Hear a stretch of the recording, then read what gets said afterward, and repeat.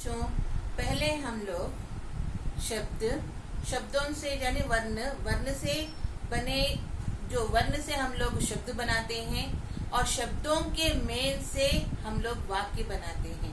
ये मेल ऐसा होना चाहिए जिससे अर्थपूर्ण आना चाहिए। बिना अर्थ के कोई शब्द भी शब्द नहीं कहलाता। इसीलिए अर्थवान पदों का बंध को या पदों के मेल को शब्द कहते हैं। अर्थवान शब्दों के मेल को हम लोग वाक्य कहते हैं। तो वाक्य के प्रकार भी होते हैं।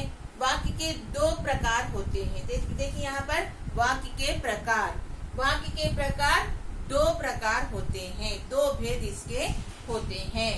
जैसे पहला है अर्थ की दृष्टि से वाक्य, दूसरा है रचना की दृष्टि से वाक्य।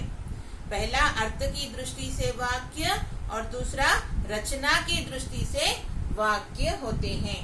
तो इन वाक्यों को, ये अर्थ की दृष्टि या रचना की दृष्टि है, इसे भी हम लोग अलग अलग भागों में बांटते हैं। पहला है अर्थ की दृष्टि से वाक्य। तो अर्थ की दृष्टि से वाक्य पूरे 8 प्रकार के माने जाते हैं।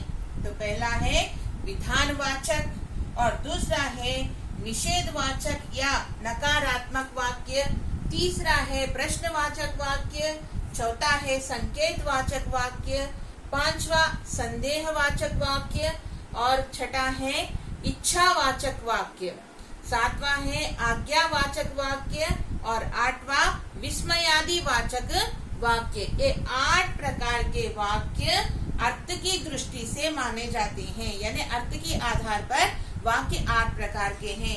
यह हमें 9वीं कक्षा में मिलेंगे आपको। और उसी प्रकार रचना की दृष्टि से भी हम लोग वाक्यों को 3 प्रकार मानते हैं। तो रचना की दृष्टि से पहला है सरल वाक्य, दूसरा है संयुक्त वाक्य और तीसरा है मिश्रित वाक्य। ये तीनों के बारे में पहले हम लोग बातचीत कर चुके हैं। इस वीडियो में हम लोग अर्थ की दृष्टि से जो वाक्य बोले जाते हैं उसके बारे में ही हम लोग चर्चा करेंगे। धन्यवाद।